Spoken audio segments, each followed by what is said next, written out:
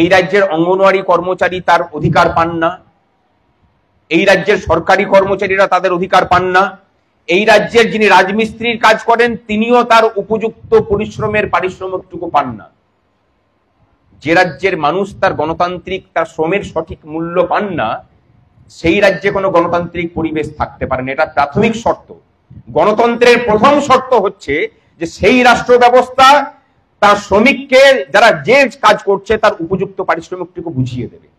পশ্চিমবঙ্গে শুধু অঙ্গনওয়াড়ি কর্মচারীরা সব থেকে কম বেতন পান সেটা শুধু নয়, পশ্চিমবঙ্গে প্রত্যেকটা মানুষ যিনি যে ক্ষেত্রে কাজ করেন না কেন তারা প্রত্যেকেই সব থেকে কম বেতন পান। তিনি বিডিও হতে পারেন, বিডিও থেকে প্রমোটেড হয়ে ডিএম হতে পারেন, অন্য রাজ্যের ডিএম আর এই ডিএম অনেক কম বেতন পায়। তার কারণটাই হচ্ছে পশ্চিমবঙ্গ সরকারের নীতি। এর বিরোধিতা করে যদি দাবি আদায় করতে হয়, এই রাজ্যে যদি শ্রমের সঠিক মূল্যকে প্রতিষ্ঠিত করতে হয়, তাহলে কোনো বিভেদ চলবে না। আমি অঙ্গনওয়াড়ি কর্মচারী, সে অফিসে কাজ করে, সে রেশন ডিপার্টমেন্টে কাজ করে, সে স্কুলে কাজ করে, এই বিভেদ ভুলতে হবে। আমি সিপিএম ও বিজেপি ও তৃণমূল ও এসইউসি ও নকশাল, এই বিভেদ ভুলতে হবে। একযোগে নেমে পড়ে সমস্ত দাবিকে এক জায়গায় নিয়ে এসে যারা যারা দাবিগুলোকে আটকে রেখেছে তাদের পতন ঘটাতে হবে। এছাড়া দ্বিতীয় কোনো রাস্তা নেই। এটা যদি করতে না পারি কিছুই সম্ভব হবে না। আপনাদের 2019 সাল থেকে মোবাইলের টাকা এই সরকার মেরে মেরে সুদটা খাচ্ছে। টাকাটা কম পরিমাণ নয়, কিন্তু 2019 সালেই তারা পেয়েছিল 248 কোটি টাকা। তার প্রতি মাসে সুদ কত হয় বলুন তো ব্যাংকে রেখে? আপনারা দাবিটাকে তুলেছেন আপনাদের মতো করে, কিন্তু রাজ্যের মানুষ জানলো কখন? যখন সংগ্রামী যৌথ মঞ্চের পক্ষ থেকে দাবিটাকে তোলা হলো। এমএলএদের বেতন ভাতা 1,20,000 কেন, 2 লাখ টাকা হোক, তাতেও আমাদের আপত্তি নেই। আমাদের দাবিটা একটাই, সেটা হচ্ছে যে একজন তামিলনাড়ুতে একজন অঙ্গনওয়াড়ি কর্মচারী যে বেতনটা পান, আমাদের রাজ্যের অঙ্গনওয়াড়ি কর্মচারীও সেই কাজটাই করেন, তাকেও সেই পরিমাণই টাকা আপনাকে দিতে হবে। বাঙালিদের যে চিরাচরিত প্রথা, সেখান থেকে এই সংগঠন বেরিয়ে আসুক। বাঙালিদের চিরাচরিত প্রথা কি বলুন তো? ধরুন বিক্রম ব্যানার্জি আর আমি একই কাজ করি। বিক্রম ব্যানার্জি 1 লাখ টাকা ইনকাম করে, আমি হয়তো 60,000 টাকা পাই। আমি কিন্তু কোনো সময় বলবো না যে আমাকেও 1 লাখ টাকা দিতে হবে। বাঙালিদের চরিত্রটা এমন যে ঠিক আছে, আমাকে তুমি 60,000 টাকা দিচ্ছ তাতেই আমি খুশি, কিন্তু বিক্রম ব্যানার্জিকেও 60,000 টাকা করে দাও।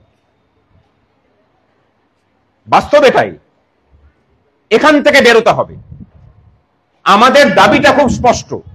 আমরা লক্ষ্মী ভান্ডারের বিরোধিতা করি না, আমরা এমএলএদের বেতন বৃদ্ধির বিরোধিতা করি না, আমরা মন্ত্রীদের বেতন বৃদ্ধির বিরোধিতা করি না, আমরা আলাপন বন্দ্যোপাধ্যায়দের ডবল ডবল চাকরিরও বিরোধিতা করি না। আমরা শুধু দাবি করি যে পশ্চিমবঙ্গের অঙ্গনওয়াড়ি কর্মচারী সহায়িকেরা যে কাজটা করেন তামিলনাড়ুতেও সেই একই কাজ করে তারা 23,000 টাকা বেতন পান মাসে, আমাদেরকেও সেটাই দেওয়া হোক। সেটা যদি নাও দিতে পারেন, যারা ধরা পড়লেন যে চাকরি দিয়ে চাকরিটাকে কিনেছেন সরকারের কাছে, তাদেরকে আপনি ভাতা দেওয়ার কথা বলেছেন, বসে বসে তাদেরকে নাকি 20,000 আর 25,000 টাকা দেবেন।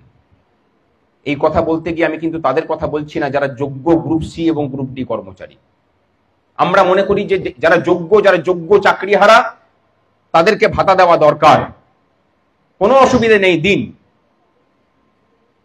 তাদেরকে কাজ না করিয়ে দিন, সেই দাবিকে সংগ্রামী যৌথ মঞ্চ একদম সমর্থন করছে। যদি দরকার পড়ে আমরা আদালতের কাছে দাবি জানাবো যে দেওয়া হোক, অনুমতি দেওয়া হোক। দরকার হলে এই ভাতার দাবিতে আমরা পথে নামবো।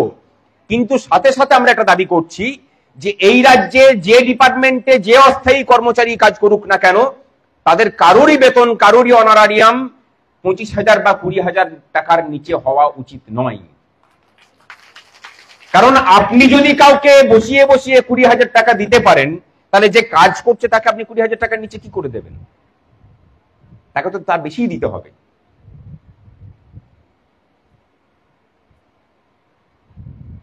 আমাদের দাবি অনেক থাকবে, কিন্তু দাবি আদায়ের জন্য পথ কিন্তু একটাই। সেটা হচ্ছে রাস্তা আর সংঘবদ্ধতা। একটা জিনিস শপথ করুন যে সংগঠন করতে গিয়ে যদি একজন কর্মচারী সহায়িকার উপরেও দপ্তরের উপর মহল থেকে বা সরকারের জায়গা থেকে যদি আঘাত নেমে আসে, গোটা রাজ্য জুড়ে প্রতিবাদ হবে। আমরা কথা দিচ্ছি যে সংগ্রামী যৌথ মঞ্চ সেই প্রতিবাদে আপনাদের পাশে থাকবে। অনেকে বলেছিলেন যে পাণ্ডবেশ্বরে যে মারামারির ঘটনা ঘটেছিল সেটা নাকি আমার ব্যক্তিগত রাগ অভিমানের জায়গা থেকে হয়েছিল। আমার সাথে কারুর কোনো বিরোধ এই রাজ্য জুড়ে নেই।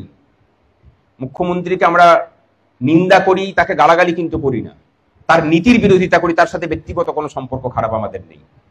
পাণ্ডবেশ্বরে আমরা গিয়েছিলাম, ওই জায়গাতে অঙ্গনওয়াড়ি কর্মচারী সহায়িকাদের উপরে যিনি সুপারভাইজার ছিলেন তিনি হিটলারি কাজকর্ম করতেন, তার প্রতিবাদ জানাতে।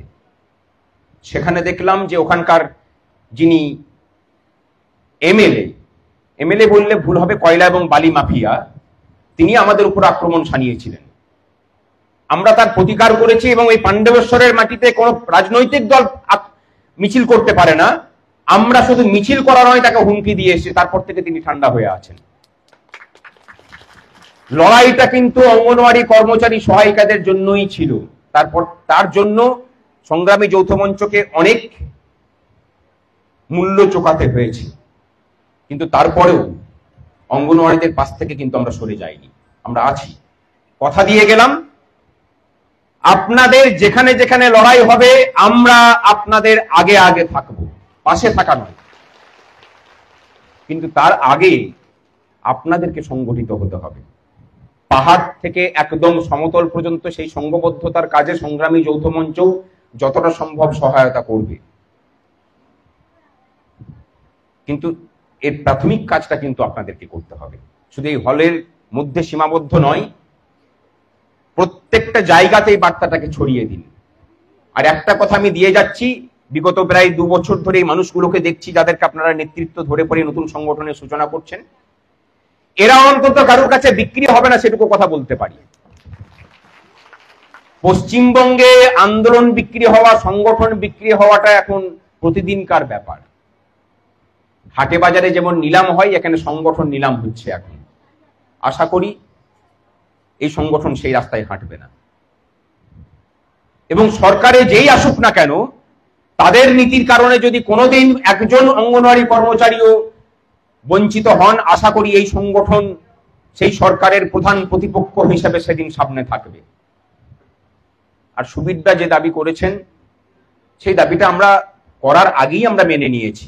আপনাদের পোষণের যে মামলা হবে, সেই মামলা আপনাদের সংগঠনের নামে হোক, সংগ্রামী যৌথ মঞ্চ সেখানে সর্বোচ্চ সহযোগিতার কাজ করবে। আপনাদের সকল দাবির প্রতি পূর্ণ সহমত জ্ঞাপন করে আর বেশি বলছি না, কারণ আপনাদের কথা শোনাটা অনেক বেশি করে দরকার। আপনারা বলুন, আমি শুনবো। ভালো থাকবেন সকলে। আর আবার বলি, আইন আদালত থাকবে। আদালত আপনাকে আইনি অধিকার পাইয়ে দিতে পারে, অধিকারটাকে হাতে ধরিয়ে দিতে পারে না। আদালত যে অধিকারটা দেবে, সেই অধিকারটাকে আপনি দেখতে পারবেন, কিন্তু অধিকারটাকে ভোগ ততক্ষণ পর্যন্ত করতে পারবেন না যতক্ষণ পর্যন্ত না রাস্তায় নেমে সেটাকে আপনি করে নিজের হাতের মুঠোর মধ্যে ধরতে পারছেন। এই হাতের মুঠোর মধ্যে ধরার একমাত্র রাস্তা হচ্ছে পথের আন্দোলন। সেই আন্দোলনের মানসিকতা নিয়েই কিন্তু গোটা রাজ্য জুড়ে কর্মচারীদের এক জায়গায় নিয়ে আসুন, এছাড়া দ্বিতীয় কোনো রাস্তা নেই। আন্দোলনের কোনো বিকল্প হয় না, আন্দোলনের বিকল্প কোর্ট নয়। কোর্ট আন্দোলনকে সহায়তা করার একটা মাধ্যম মাত্র। ভালো থাকবেন সকলে।